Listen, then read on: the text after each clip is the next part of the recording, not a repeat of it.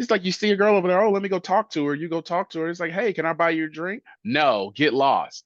You have to live with that Yeah, shame Yeah. for right. your rest of the time in the bar.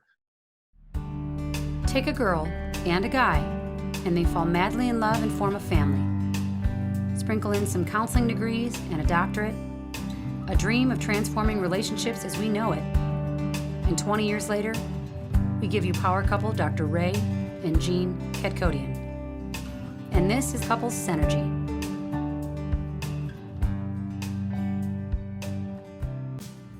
And welcome back to another episode of Couple Synergy with Dr. Ray and Jean. Hi, I'm Dr. Ray. And I'm Jean, and this is our podcast about love, marriage, and relationships. Please check us out online at couplesynergy.com or on Facebook and Instagram at Couple Synergy. And please subscribe to our podcast, leave us a review, or send us any suggestions on topics you'd like to hear more about. And now on to Couple Synergy, an in-depth look at love, marriage, and relationships, where we bring you our experience helping thousands of couples transform their relationships for over 20 years. You know, everyone says you should work on your relationship, but nobody teaches us how. So we've created this podcast to teach people what they can do to create the relationship they've always dreamed of with the partner they fell in love with. On today's episode, we welcome Glen Sandifer. He has over 20 years of experience in regional and national field sales and marketing roles. He has written a book called The Middle Ground: How to Get Great Dating Outcomes in a Modern World. Welcome to our podcast, Glen. Thank you so much for being on our show. Thank you, Dr. Ray. Thank you, Janie, for having me. So, we want to get into, what prompted writing the book and kind of your philosophy about all that. Before we get into that, why don't you tell us a little bit about yourself and kind of how old are you? What do you do for a living? And, kind of what has been your transformative experience? A transformative experience. I'll let the people in the comments guess how old I am. But I think that'll be fun for them. But no, I'm over 40. So I've spent the last 20 years, as you said in the intro, kind of working in various roles. And what I found is that as a manager and a leader, when it came time to develop the total person, the area that they were all struggling in was the relationship. And so it prompted me to start doing more in-depth dives into the personal in order to get the professional success out of my people. So that's what was kind of the genesis of this entire book. The net of it is earlier in my 20s, early 30s, I went through a divorce. So from that divorce came the introspection of what did I do wrong? Why did I find myself in that situation? And I had to do the work, separate from the other person that was also party to the relationship. I thought that would only be fair. So in that, I spent around 2.5 years in therapy, going over the what, the when, the why, the how, and then it kind of developed what I lead into the book. Is that what I want, what I qualify for, but what I qualify for once, and then how to give them what they want on a consistent basis. It's kind of the framework for what is the middle ground. So this journey really was born from your own personal experience. Yes, it was born from all personal. So personal, and then even from the professional side of developing the personal relationships to help people achieve their success. You know, most people ask us, why doesn't it just happen naturally? And if it's the right thing, it should just sort of be there and you don't have to do any work and you don't have to figure anything out. What are some of the things that you didn't know before looking at your own self and how you were in relationship, and what you discovered that would be really beneficial for people to know? Yeah, so I'll say for anyone that's in a relationship where they have marriage as a desired outcome, first you have to understand that marriage is not a feeling that you've never felt before and about being in love all the time. Marriage is really about duty and responsibility. And with that duty and responsibility, there is an outpouring of what people describe as happiness by consistently identifying and meeting the needs of their partner consistently and identifying and meeting their needs, and then setting joint goals and meeting those goals. Um, in order to get to that, you have to do the work as a single person on the back end in order to understand how to do that. Duty takes sacrifice, It takes consistency, it takes commitment, and it takes a love of others that is beyond the love of yourself. So, in order for people to enter in successful, to be successful in their marriage, I believe that they first, as a single person, have to do the necessary work in order to get the necessary desired outcome, which most people say is a happy, healthy marriage. Can you talk about some of that personal work that you had to do yourself? Sure. So for the personal work that I had to do myself is first I had to identify that the problem of my failure was me. So the relationship outcomes that I had and the failure of a marriage had nothing to do with anyone else. It was all me. It was all based on mindset. It was all based on entitlement of expectation, and it was based on the fact that I didn't want to put in the work. To for all the men out there, to be a husband is the most selfless and consistent responsibility that I know, and it requires you to care not just for your wife, to care for your family, to care for everything from the physical, emotional health, the protection, the provision, being a priest in your home, all of that requires work. So that means I have to be great physically, I have to be great spiritually, I have to be great financially, I have to be great emotionally, and I have to be die to self in order to have the outcome that I want in the marriage and with my family. So that was the first step, just recognizing that I was the problem. So once I realized that I was the problem, I then said, all right, I'm the problem. What do I need to fix? So those are some of the things that I fixed. I got more consistent in my spiritual journey, in scripture, my work and volunteering through my local church as an expression of my faith in Jesus Christ. I had to spend time in the gym getting healthy. There were things that I just wasn't healthy. I gained weight. Was having health issues. So no one wants to deal with a guy who's dealing with a bunch of health issues. I mean, that would be selfish, especially if you want to bring kids into the situation. So that was a big part of it. And then it was financial because just guys, I was underperforming from a financial standpoint, based on where I looked at from my peers who graduated with similar degrees. I was under. My finances were underwhelming, so I had to spend, in addition to that time, those 2.5 years, getting my financial house in order and changing my thoughts around money and stuff, just so that on the back end I'd be able to do what I want to do long term with marriage and with a family is to build long term legacy. Yeah, I found that in working with men, a lot of times it takes that peak culmination of a life transition in order for them to wake up and say to themselves, I need to do some work here. Hmm. And I was wondering if that was really the pivotal moment for you. Yeah, for men, we don't. It takes us getting slapped in the face or to hit kind of rock bottom in most instances, especially if you have kind of a privileged or a privileged upbringing. Not to say that I was privileged, but I was blessed to have both parents. My parents are still married to this day, over 40 years. I don't get credit for their 40 years. Their 40 years don't automatically translate to me in any relationship or a marriage. I still have to put in the work. And that means that I have to stop, humble myself, and say, what do I need to be doing better in order to get a third of their outcome? And that's what kind of helped develop the book, some of those discussions and conversations. In your day job, you Mhm. manage people. Yes. What have you seen in the trends of different ages of people that you're managing in terms of how they're showing up in relationship and how they're showing up as employees or workers? And is that, do you tend to people differently if they're in different stages of life? I tend to people differently consistently, but the one thing that is not different is the expectation. We have an expectation and a responsibility when we're in an employment situation or we own a business and we have clients or customers. We have to show up as our best self every day. That is the contract that you make. In exchange for your time, I'm going to give you money. And in that time, I need to see a return.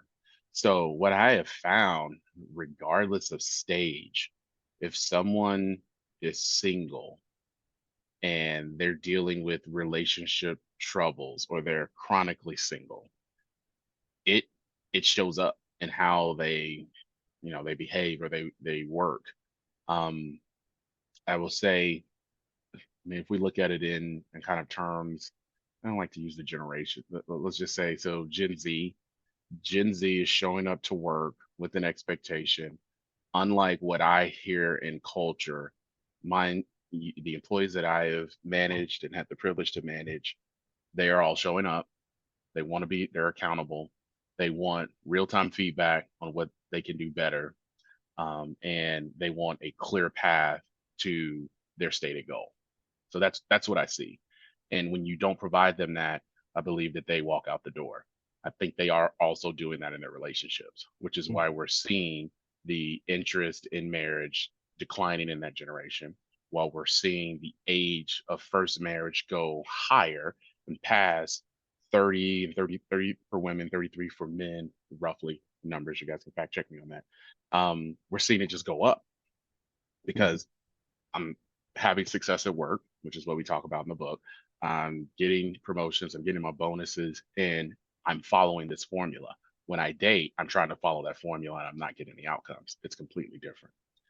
The millennials being the sandwich generation between the Great Recession, um, the millennials are showing up to work overperforming.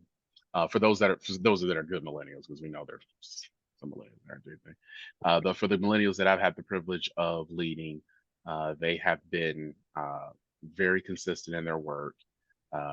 They will take time when they need time, and they really appreciate a work-life balance at a much higher level than Gen X did. Gen Z is all about work-life balance. They're going to use all their PTO, which is hilarious, because in our generation we never used PTO. It was always held against us. But for them, from a relationship standpoint, I think they're also seeing the explosion of the perception of choice, whether it's professional or in their personal relationship. Professionally, there are a lot of jobs that are posted. I had to go knock doors to get my first job. I had to fill out paper applications. Some millennials don't understand that. They've been able to go online and go to a couple of different websites, whether it's LinkedIn, Indeed, ZipRecruiter, Monster, or just text a friend, and then they're able to get a pretty good interview or a pretty good job with a pretty good salary. They're also the generation that's been the social daters. So they've been watching and they've grown up and they've seen on social media people grow up, people go through relationship changes and stages. They've seen people have successes, have failures, and there's always this perception that there's another choice better out there. So in their dating relationships, they tend, and when they're not successful, they tend to doing that. They're always comparing what they have to what could potentially possibly be. And that's a mistake to do from a long-term standpoint when you're in a relationship. You So don't want to they're compare, they're not willing to commit as much. but they say they will. Yeah. I'm willing to commit. I just can't find the right person. Can't find the right girl. Can't find the right guy.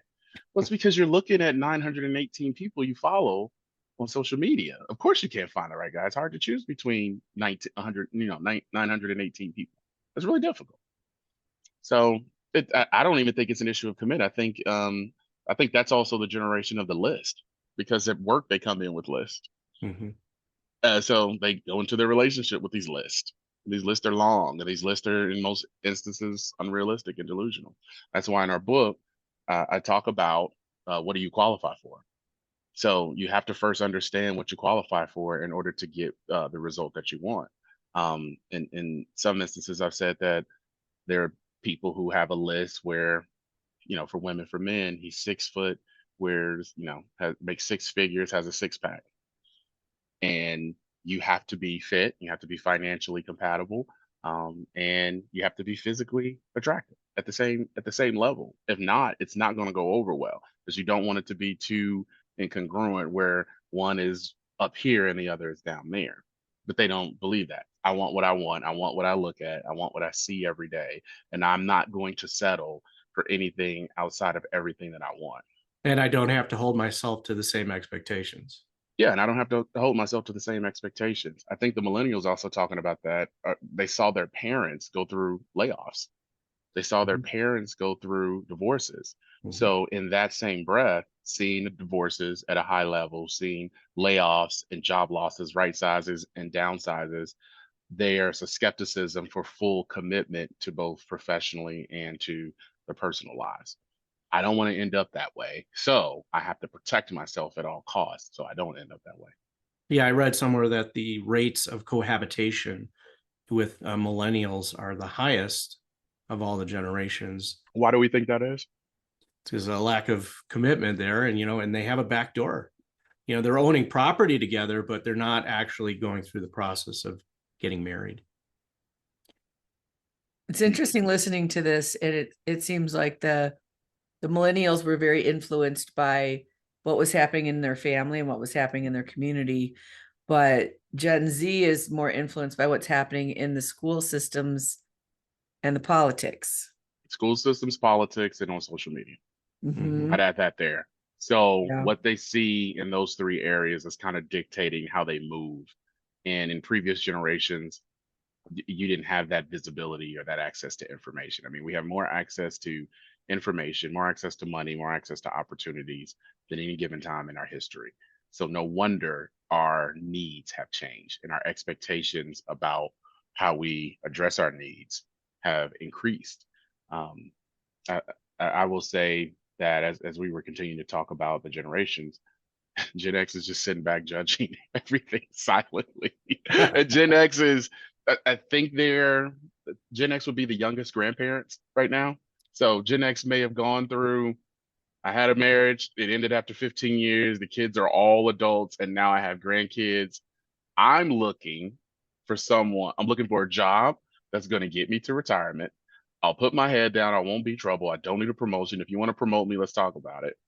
And in their relationship, it's the same thing. I have my grandkids, I have my kids, I have my own place, I have my own money, I have my plan for retirement, I have my job, I have my friend group.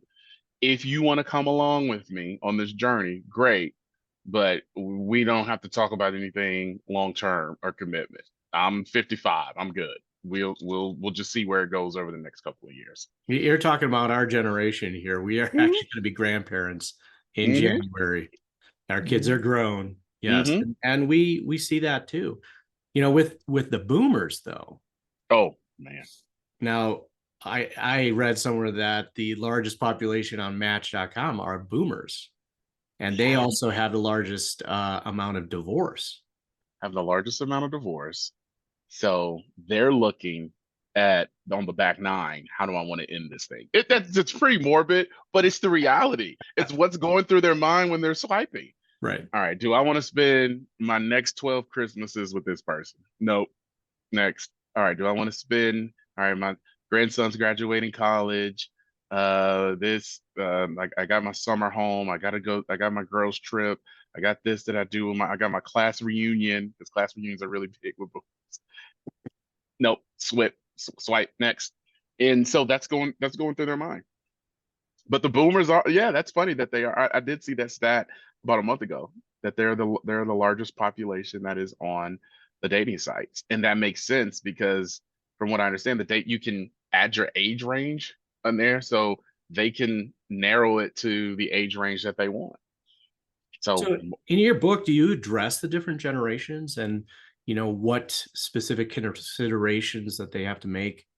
No, I don't address the generations in the book. What I address in the book are the 6 types of men and the 6 types of women. And this book is part 1 of a 3-part series. So it's kind of been a work that started that was birthed out of that process I went through post divorce, but then has evolved with my own relationship and with my own kind of personal development. But I do talk about the 6 type of men and the 6 type of women. For your audience, we'll start with the men. All right. Which everyone loves. So when you think of men, and I talk about men in the book, I say that a man is a biological man. So that's a man. So when I say man, it's going to end up in one of these 6 areas. So the first is a boy. Second is a hot boy or an F boy. The third is a guy. Fourth is a male. The fifth is a man, and that man can be modern or traditional. And then the sixth is a high value man. So in the relationship world, a lot of discussion goes around the high value man. Based on my coaching and based on my research and conversations for this book, the majority of men fit into one of three categories. They're men, they're guys, or they're males. I didn't really spend much time talking to boys. Um, I know a number of high value men who have shared coaching with me. So they say this lines up with what's necessary. But when you talk about boys, just real quick, boys are just boys. I have a son. They're playing with toys. They're making sounds. They're running around. They're watching things on the tablet or on TV, and they're just a boy. They take care. Their base is taking care of basic needs and emotions. So Mm. that's all they're capable of doing. And you don't expect anything more from a boy than to be a boy because you know he will grow. Then there's the hot boy. So the hot boy or the F boy is the one that women say it gives them the most trouble. The hot boys and the F boys are where women complain about men in total because their experiences are so bad with hot boys. These are the So players. player, hot boy, F boy. So like a boy, they want to go out and they want to invest in all of their whatever tickles their fancy. So they may have a job and their job allows them to live the life that they always wanted when they were little. And in that, they don't have the emotional maturity or the interest in long-term physical and emotional connections. I'm thinking of So reality TV shows right now. reality TV shows, And all the guys that are into like the cartoons from their childhood, and they so but they're you'll 40. find, I think you're talking about the man child. The man child is not an F boy. The F boy is the one that the girl likes. He's Mm, hot, he's in shape, he has a great personality, he has swag. The term that they use is chemistry. I have a lot of chemistry with him. They spend the majority of their time wasting their time with F boys because mhm. F boys are never going to commit. They can't. So then the guy, that's actually good. I'll use that my next post. But the man child is just a guy. Women know this person. He's a guy. You know him at work. You see him at the gym. You see him at the coffee shop. You see him at Target. He's really nice. He has all green flags, but he doesn't have anything that's special. So you never want to commit to him as a woman. And this guy knows it. So he spends the majority of his prime in existence wanting to get women that are way outside of his caliber and league. And he doesn't do the work to evolve from just being a regular guy. And then they grow resentful. Sometimes guys, when they do put in the work, they fall back into F-boy status. So they end up typically in the friend zone. They're because- they're the perpetual friend zones. Yeah. They're the Mhm. friend zoners. So and every woman has one or two that they put in the friend zone. He's Mhm. nice, and these guys give you masculine energy and masculine attention, so it can meet a need that a woman will have, but it doesn't go all the way with the full blown relationship. And she's comfortable with that because she doesn't expect that, and she's probably dealing with some F boy right now anyway. She's got the guy as a guy friend, and then she's got the F boy that she can't figure out why it's not working. So that would be the male. I mean, sorry, the guy. And then the male is probably the largest population. So the males are men by biology, men in stature, men in fit, men in frame, but they really struggle with evolving into a full man. They struggle and they're typically led by their emotions. And that could be a result of upbringing, that could be a result of environment.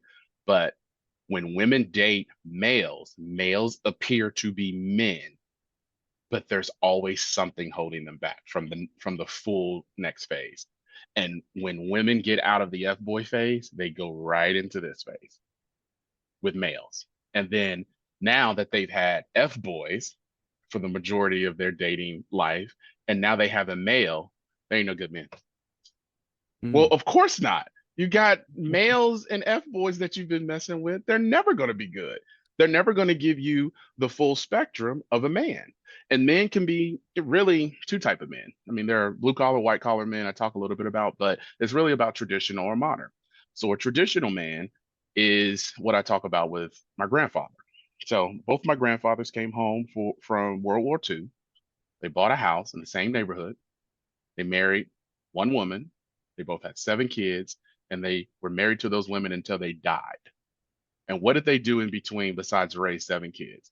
They both had over 40 grandkids that they helped raise and support. The women didn't have to work outside of the house, and they were able to enjoy going to work from 6 to 3, going to the local bar, having a drink after work, going home to dinner, getting the kids down, making a little love, watching a little TV or listen to the radio or read the evening paper. That was their life. So with that, they want a very traditional, consistent existence. There's no excitement there for most instances for traditional men, but traditional men always get with traditional women. So it works. And then from traditional is modern. So modern is where you find your 50-50 conversations. That's where you get the guy that's like, all right, you have your own money, you're a modern woman, you're making 75 a year, I'm making 76. Let's just go ahead and split everything down the middle. And you have a split relationship where there's no real leader, there's no real helper, and neither one of them are really satisfied with the result.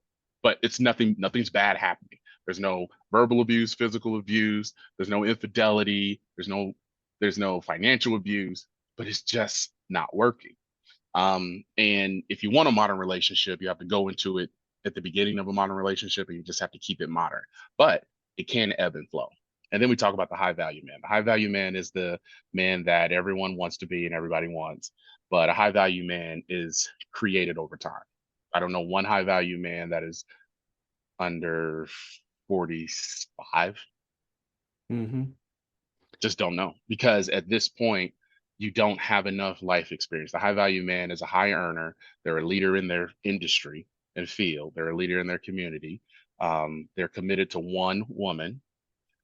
They focus on their purpose and are driven by their purpose. And their high value woman or high value wife in this instance is there to support in that effort. And she benefits, and her happiness comes from seeing him achieve his goal. And it's a symbiotic relationship. And the high value woman can work outside of the home. Based contrary to what I hear online, she can work outside of the home. She may have her own career. She may make really good money. She may make top 1% money, but her focus, and I'm making this money for the purpose that my high value man and I have determined and agreed to is the purpose. I imagine a difference between the modern man and the high value man is that there's more of a partnership between him and his woman versus, like more of a business type of relationship in the modern man. Would you say that that's the case? I will say that there's some level of that, but for the high value men that I know, they look at their role as high value as a spiritual purpose and calling. It's beyond themselves. Mm-hmm. So that's why I say athletes and entertainers, the fame compulsion you got to take out. Politicians, preachers, athletes, entertainers, they have a fame compulsion, so their relationships are measured different and work different. But a lot of people like to say, "Oh, that's high value." No, that's high earning, and high earning can be boys, F boys, guys, males, and men. And they can just be high earners and still struggle with some of the things that those groups of men will struggle with. But a high value man isn't struggling there. He doesn't have the time because he's so locked in and dialed in with his purpose.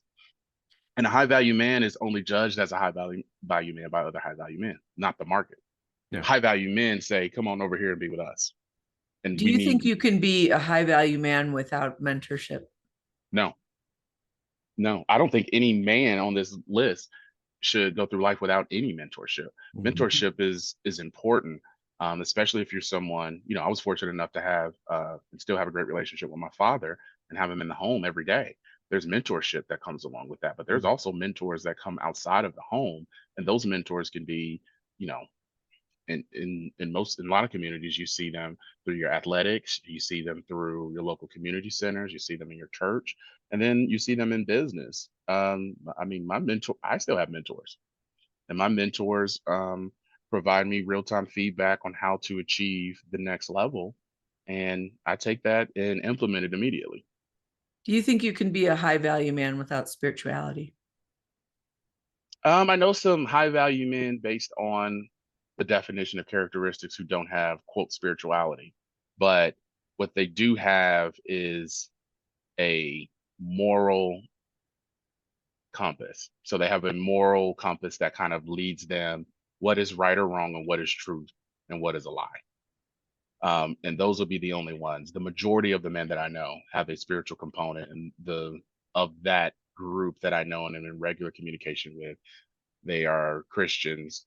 They are Christians. And I think we should clarify like spirituality from religion, because I think in what you're saying and living by this moral code, there's a belief in something bigger than themselves, hmm and purpose greater than just their own selfish needs. Yes, that's kind of the one of the foundational principles of being high value as a man. Mm-hmm. It's not about self. It's about the group. It's about your community. It's about your family. It's Right. about setting them up for success.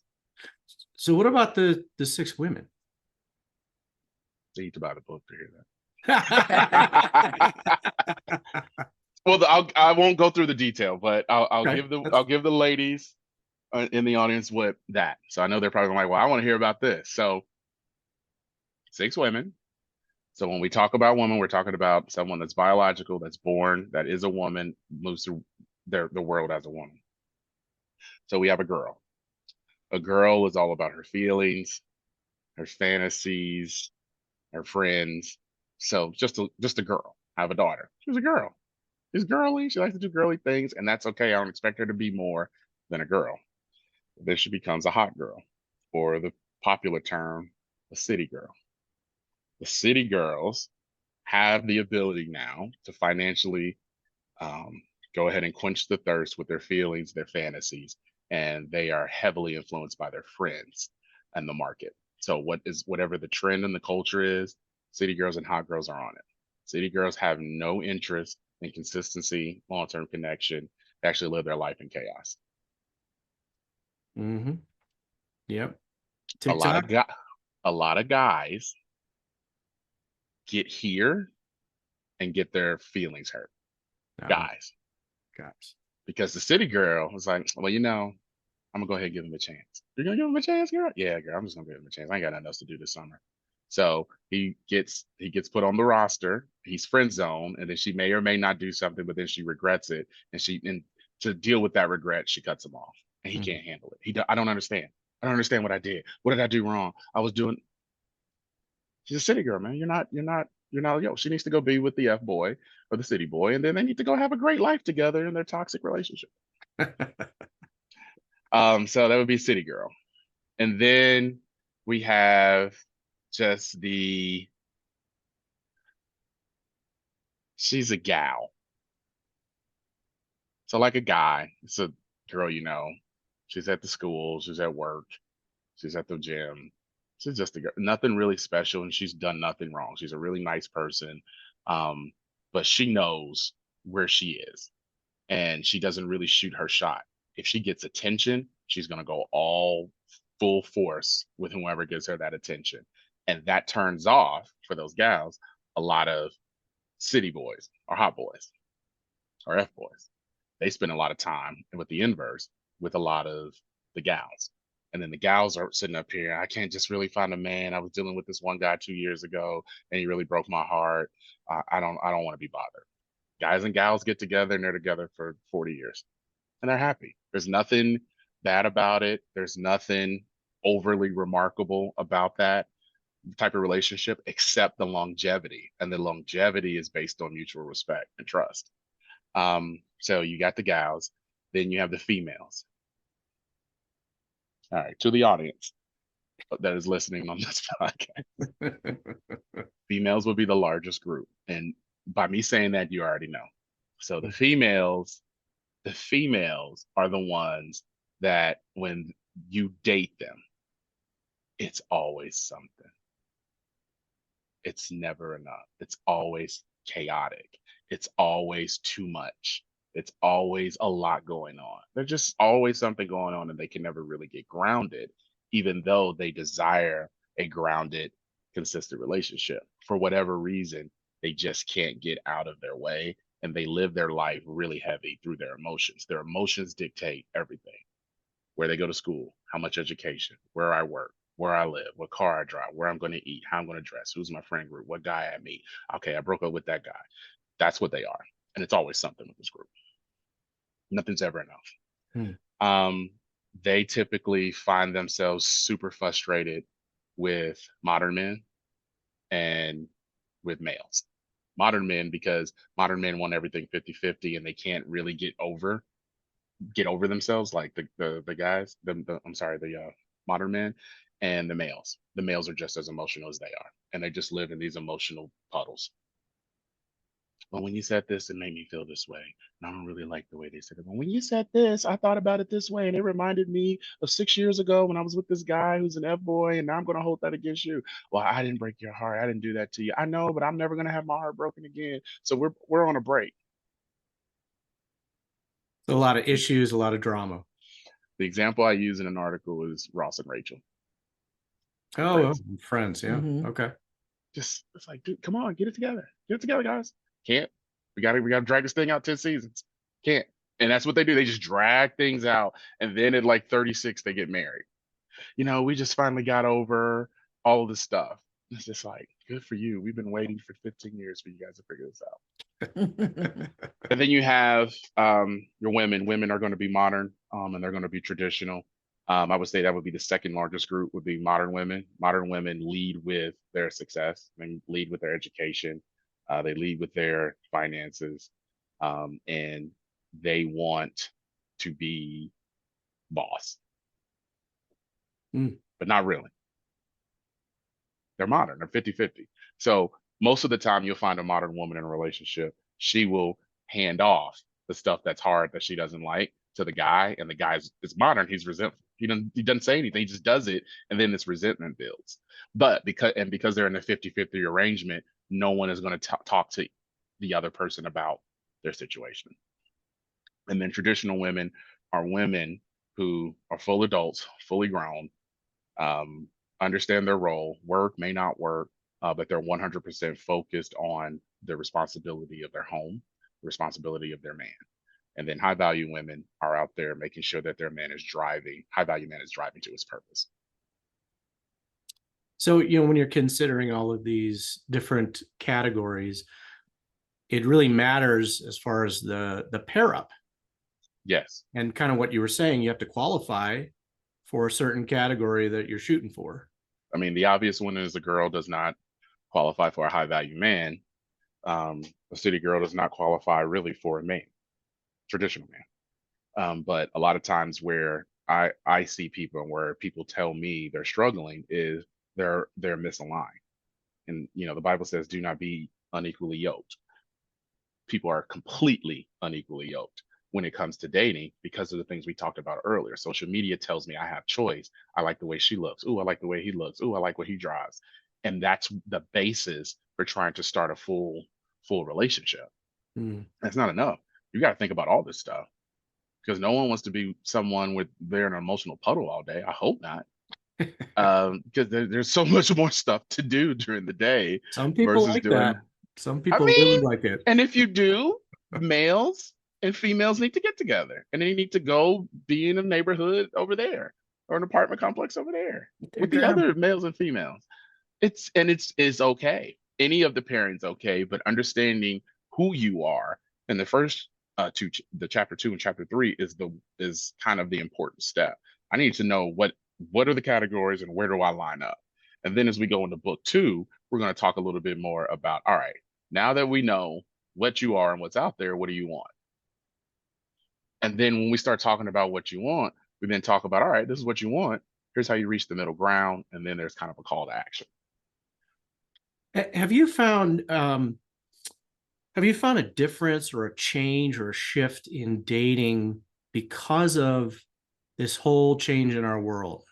This virtual world and the pandemic and everything like that has affected us in the last 3 years. Well, I was just looking at the pandemic. I think there's kind of been a wonky relationship between. Let's start with marriages, since that's part of your audience. We've seen we saw a lot of people delay marriage, and we saw a lot of divorces happen in 2020 and 2021 Mhm. because when people were locked down in their house with their significant other, they realized they couldn't stand them. And they were like, if I got to be in here the rest of my life with you, we might as well just break up now. And that's what we saw.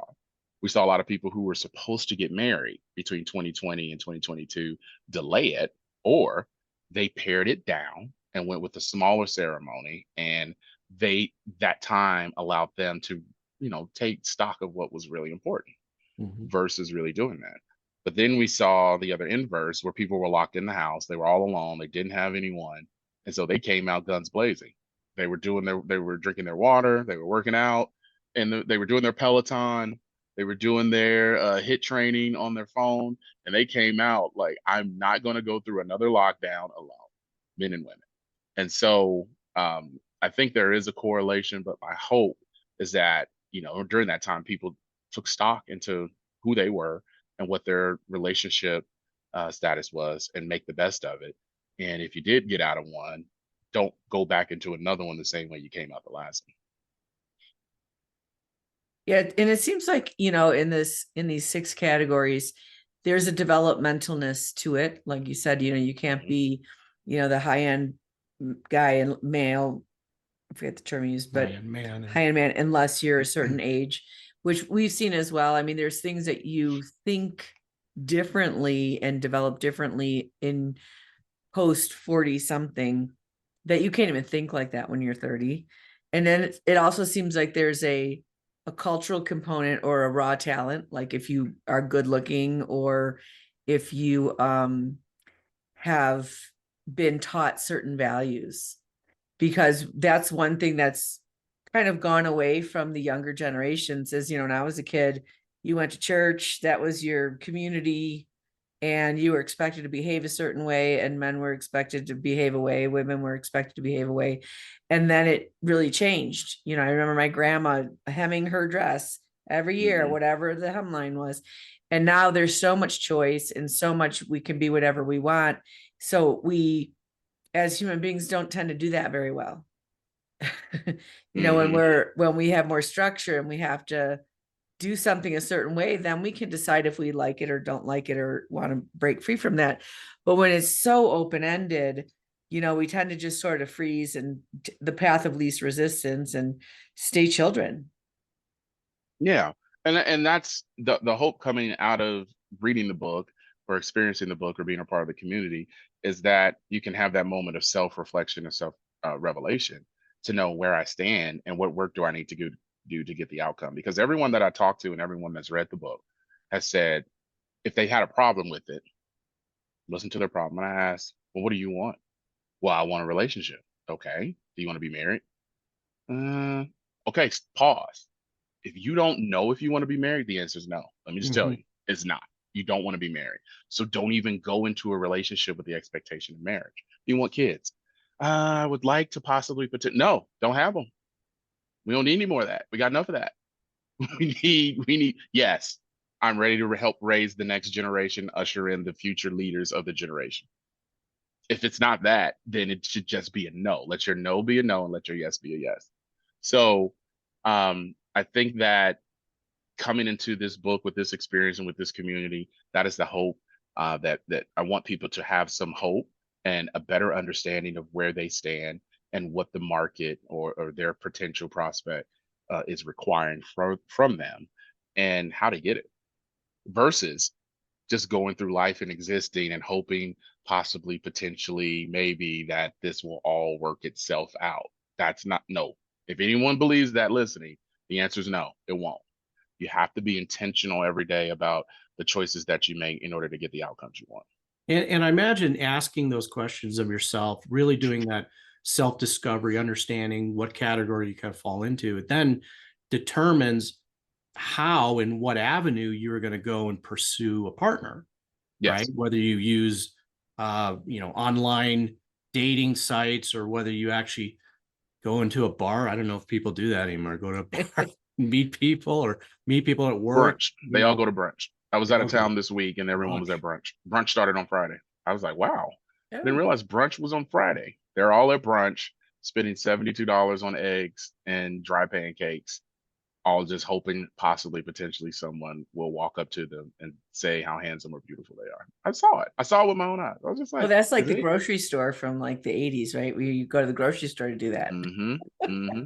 But that, I mean, that's the new, I think it's a more all of that to me, kind of self-discovery right now. That's a really passive approach. We had to buy bottles in VIP to try to get attention. We couldn't just walk up and start, we would walk up, start dancing on the girl, and you had to have it all together in order to do that. And then if you wanted to take it to the next level, it's like, all right, we're going to buy this section of the club or the lounge, and we're going to have bottles and we're going to have food. And then you start ushering in and then they don't have to do that now. They swipe right or swipe left. Yeah. Yeah, it really has withered away the differences of being uh the skill of dating, the skill of meeting, the Like skill courting. of courting, Yeah. both on the Mhm. masculine and the feminine side. And Yeah. those roles are so bland and blurry now. Mhm. And there's like, they don't really know how to, every animal on this planet has a mating ritual, except for us. Well, for us, it was VIP service. It was, It right? was pulling up to the club with your rims clean, getting out, throwing your keys, letting your car be parked, and walking in the back with your name on the list, not standing in line. So there was a lot of that we were doing, and we were like, "Why are we doing this?" Looking back at it, even talking to you guys, I'm like, "Why were we doing that?" But I understand why we were doing it. We were trying to, separate ourselves from the pack and then make ourselves as attractive as possible to the opposite. And I And think it's I think that's particular to the city guys, right? The mhm. city girl, city Oh, the boy. city boys and the city girls, oh, they still do that stuff. Yep. Now they'll go to brunch and they'll get the reserved table up front. They'll put their car up front. They'll play music. They'll be dancing. They're all taking selfies. Oh, they're having a good time at brunch. So, Well, I think one of the things that has happened is that we've minimized the risk of rejection, right? There were consequences for that, where you would try to, court someone and they could say no mhm, to your face. Now you could just ghost someone. You're never going to see them again. never That's hear them right. again. Well, I mean, even then with that rejection. So if I'm at a bar and I see, this is my 20s. Yeah, my 20s. Wow. It's like you see a girl over there. Oh, let me go talk to her. You go talk to her. It's like, hey, can I buy you a drink? No, get lost. You had to live with that Yeah, shame Yeah. for right. your rest of the time in the bar. So we started like, all right, let me come up with this pickup line. All right, go over there and run interference. Hey, all right, go ahead, come wingman this for me. Um, you would just come up with new strategies at the end of the night to better your opportunities or better your chances. But I mean, yeah, I Which mean, I we had to think live. is still developmental as Yeah, opposed to playing video games and swiping. play video game. You can do both. You can play Yeah. video games and swipe. And then you're talking to somebody overseas. Hey man, what are you doing tonight? Hey, I don't know. I'm just gonna sit here. Hey man, there's this pop-up bar that I'm gonna go to. What about the neighborhood bar? Whatever. We don't. I talk about it in the book. I said that um, we went from how my grandfathers selected my grandmothers. They got someone that was from their hometown. Both of them are from Mississippi. Mhm. So when they got to the north and when they came back from the war, who's from my hometown? And there was always a train coming up with the girls. So there was always going to be someone from the hometown, and who they selected was who they stayed with right then and Mhm. there during Yeah. that season. So it went from kind of this local approach to where my parents met. My parents were in the same neighborhood, and that neighborhood, I'll say, it's kind of not just local; it's community and educational. So they grew up in the school systems together, and everyone knew each other's family. So they're high school sweethearts. Then it went from kind of high school sweethearts to everyone's now going to college. So now we kind of expanded. Who's in the Big Ten? Who's in the SEC? Who's in the ACC? That's kind of where these are the schools that we go with. And then in college, you could see when people would rush fraternities or sororities, pledge, in some instances, they would pair bond based off of the parents for that. So it went now to this kind of regionalized approach. And then from a regionalized approach, it went national because we all of a sudden had cable in our rooms.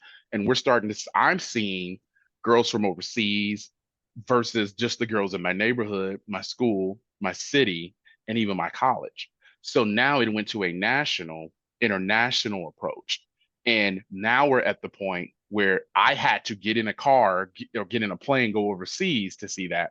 Now everything's on social media. Yeah. So it's a universal approach now to availability of dating, because you're only a DM away from someone when you're in the dating market. So you'll shoot your shot with anyone. If you, I don't know if you two have heard this term, it's called flued out.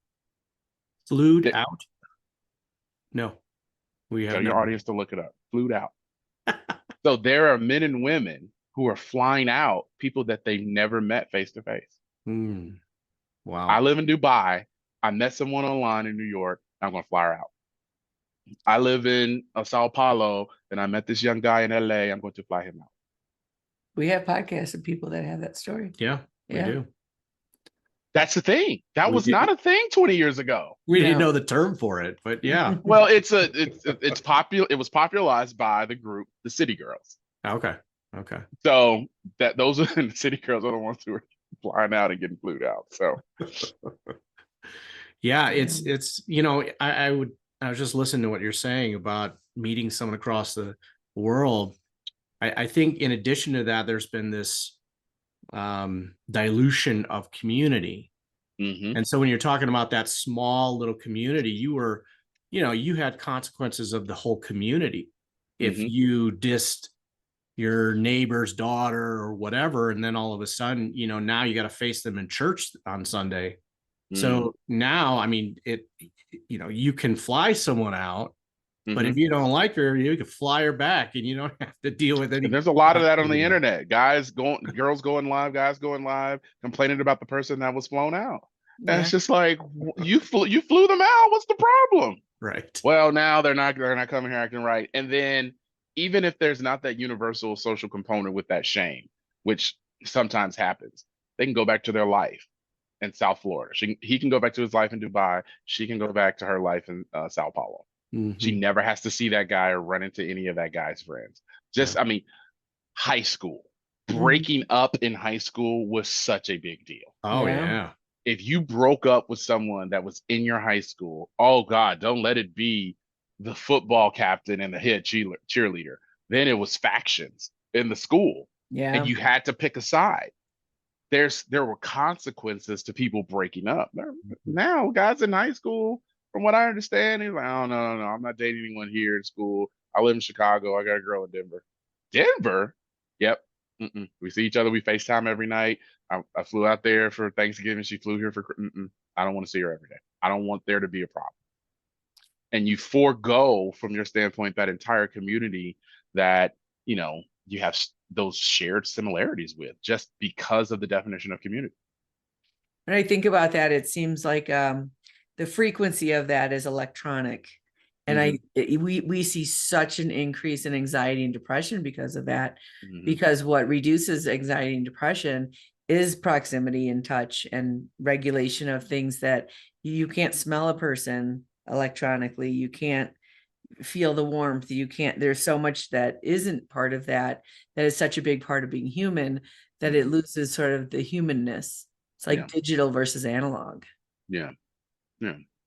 I'll say that's probably one of the things that my grandfather said the most. Mhm. He was like, you have to be, when you select a girl, make sure that you guys are close and you guys always stay connected. I think that's what he's probably trying to say. Yeah. I Well, agree with that. dating has definitely changed tremendously. I mean, Mhm. we're celebrating our 25th wedding anniversary in February. Congratulations. So thank you. It's been such a long time since we've dated. Thank God. Thank God, right? I would hate to be in this dating world. So your book is absolutely essential for people that are, looking for a partner now. Where can someone get a hold of your book? Right now, it's available on Amazon through Kindle Unlimited, and paperback. There's also an audio version of the full book available.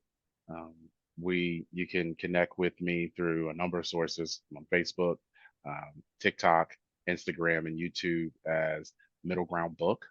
And we also have the middlegroundbook.com as our website. And on there, you can connect with the community, connect to all the social see which future podcast I'll be on, listen to the library of podcasts, and then just share your thoughts about how you're experiencing the book and what, just connect with the community that's kind of like-minded.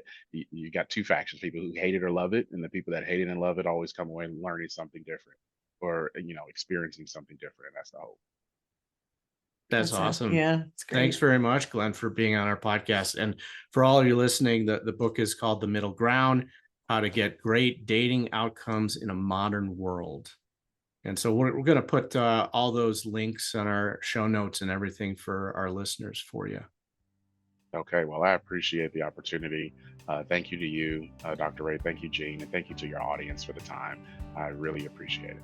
It was a great conversation. Yes. Thank you.